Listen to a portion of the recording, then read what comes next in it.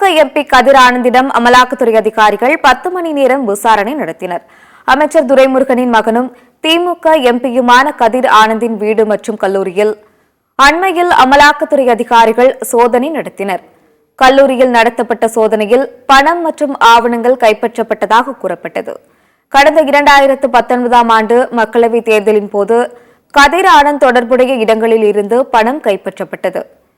இது தொடர்பாக சென்னையில் உள்ள அமலாக்கத்துறை அலுவலகத்தில் விசாரணைக்கு ஆஜரான கதிர் ஆனந்திடம் 10 மணி நேரம் விசாரணை நடைபெற்றது.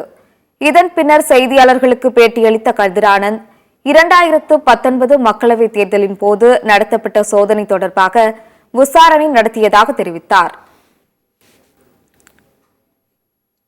2019 ஆண்டு நடந்த தேர்தலில் அதை பற்றி அந்த கேள்விகள், அதுக்கு என்னுடைய விளக்கங்களை நான் தெளிவாக சொல்லிட்டு வந்திருக்கேன். தொடர்ந்து 10 மணி நேரம்